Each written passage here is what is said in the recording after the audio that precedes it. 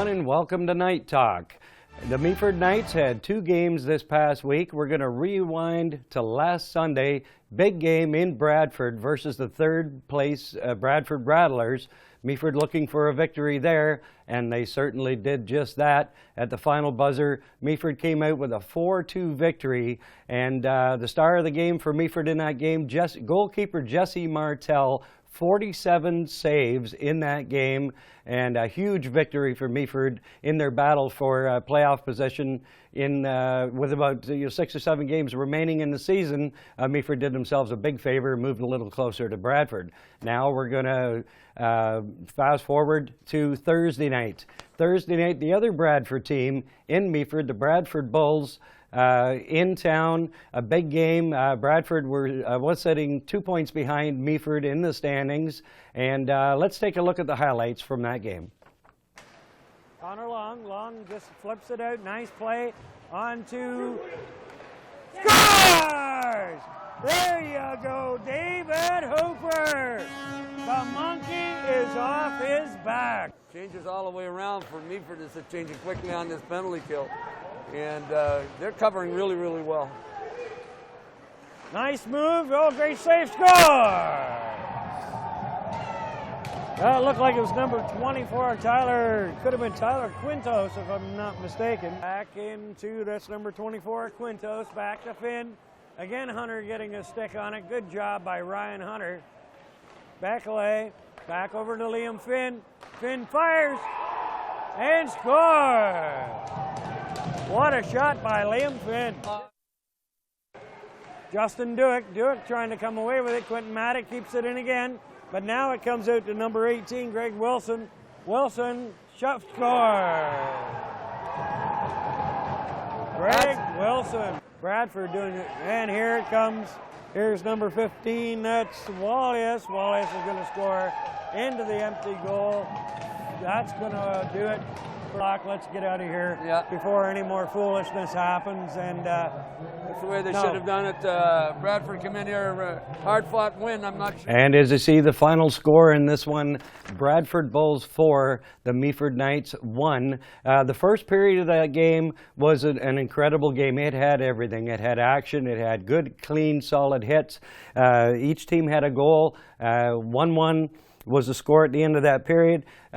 Significantly, the Meaford goal scored by David Hooper. David came over in a deal from the Shelburne Sharks, and he was not able to buy a goal since he's come over to the team, and he finally gets his goal, and everybody just breathes a sigh of relief for David there. So glad to see him get that goal, and congratulations to David, and many more to come before the end of the season. We're going to take a look at the second period now. Was really kind of the undoing for Meaford. You take a look at the penalties in that period. Meaford had 42 penalty minutes in the second period as compared to Bradford's 8 penalty minutes. Meaford took 3 10-minute misconducts and a game misconduct in that second period, plus 3 of the minor penalties were for unsportsmanlike conduct. Now, Bradford, I think, had a bit of a game plan to get under the skin of Meaford and get them to maybe do a little chattering to the referees and get themselves into trouble, and that's exactly what happened in that second period. Meaford played shorthanded pretty much for that entire second period, and that's really got to do a number on your penalty kill, and it really takes away from your flow in the game. And pretty much, Meaford, sorry, but that was pretty much their undoing in that game. The third period was a little bit nicer to watch. Still some penalties, but again, the second period, I think, really took away from Meaford and the game they like to play. The star of the game, in my estimation, for Bradford had to be goalkeeper Yamoto Ogawa. He made 24 saves, but from the games I've seen this year, that young man has quite a glove hand. Meaford were robbed several times on shots by the glove of Ogawa, and congratulations to him on a good game against Meaford. So hopefully Meaford will take from this game and what happened to them in the second period, maybe a bit more, I'm not your coach, but a little more self-discipline. Remember, you are never going to win an argument with a referee, ever. So anyway, that's my advice going forward for as much as it is. So now maybe we can take a look at the standings, and things have gotten really, really tight now. They were tight before, but they're tight now. Top 2 spots pretty much, yeah, they're pretty solid with Allison and Tottenham. But now look at positions 3. You got Bradford Rattlers sitting there with 54 points, 6 points ahead of a 3-way tie for 4th between Meaford, Oshawa, and the Bradford Bulls. Each team with 38 games, each team has 48 points, and the battle is going to go right down to the end for positions 4 through 6. Of course, each one of those teams would love to have that 4th position to get home ice advantage in the playoffs. Now, if we could take a look at Meaford's leading scorers. And as you can see, Mackenzie Fleming, as he has been all season long, sitting at the top. 25 games played. He has 38 goals, 23 assists, 61 points. Derek Boudreau just turned 18 last week, has 18 goals, 27 assists for 45 points. Ryan Hunter right in there. And then you see a couple of defensemen in there. Brandon Bavis with 39 points. Will Vernon with 32 points. And yeah, some good rounded scoring coming from this Meaford team. And again, Mackenzie Fleming only playing 25 games for this team this year, able to amass 61 points at this juncture. So now maybe we'll take a look at the upcoming schedule for the Meaford Knights. Not many games left in the season. This coming Sunday at home to Cobourg, 3 o'clock start at the Meaford St. Vincent Community Center. Then on Wednesday, February 10th, next Wednesday, they'll be in Orangeville to play the Ice Crushers for the final time this season. And then Thursday night, February 11th, home to the same Bradford Bulls. Rogers TV will be there that Thursday night. We're very familiar now with the Bradford Bulls. This will be the second time we've seen them. And hopefully Meaford has learned from the game that they played against Bradford last night, what they need to do to be successful against Bradford. 5-on-5, Meaford can play very well with the Bradford Bulls, but once you get into penalty trouble against Bradford, you got a long hill to climb. And then Friday, February 12th at Grey Highlands is going to wrap up the regular season. And I really think it's going to take right down to that last game to decide the playoff positions, probably 4 through 6. It's probably going to go right down to the end of the season. And yeah, so tough loss for Meaford last night, but I think it was a learning curve for them. And the next Thursday night when they're playing against Bradford again, I think we'll see a different Meaford team. So now it's time for Meet the Knights.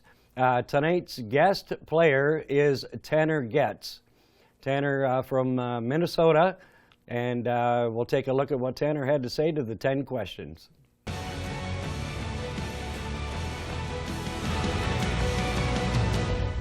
All right, Tanner Getz, here's your 10 questions. If you could be anything but a hockey player, what would you be? Special Forces in the military. Special Forces, all right. Number 2. Strangest teammate's nickname on the Knights? Grizzly Adams. And who's that? Tommy Adams. Tommy Adams? All right. Grizzly Adams. Number 3.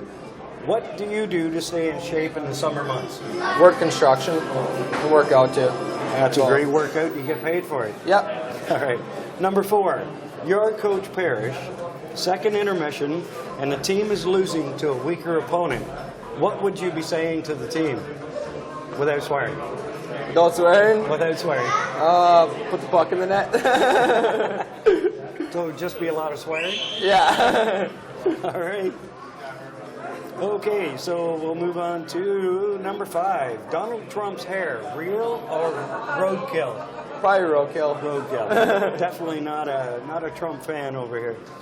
And Tommy being from Minnesota, so he's an expert on American politics. Number 6, you have to go to war. Which one of your teammates would you want fighting beside you? Probably Boudreau. Boudreau? Yeah. Boudreau, that's a good choice. Good roommate, so. Right on. Yeah.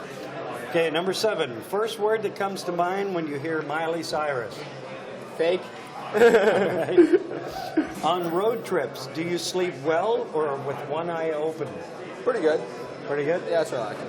You don't have to sleep with one eye open. Nobody Nope. bother you? No. All right. That's good. Number 9. You could have any car you want. Which one would it be? Lamborghini. Lamborghini. Nice car. And number 10. There's a tight playoff race right now. Aside from the top 2 teams, who would you not want to meet in the first round of the playoffs? Rattlers, probably. Rattlers? Yeah, they're pretty good. You're sitting in 3rd right now. Okay, Yeah. Tanner, thanks very much for doing this. Thank you. You have a good one Thank now. See you around. And I want to thank Tanner Getz for doing that. I had a lot of fun with that interview. Quite a personable young man, and it'll be a weekly feature on Knights Talk. And next week, I believe we're going to have Mackenzie Fleming as the featured player on Meet the Knights. That's going to do it for this week's show. I hope everybody enjoyed it as much as I did bringing it to you, and we'll see you next time on Knights Talk.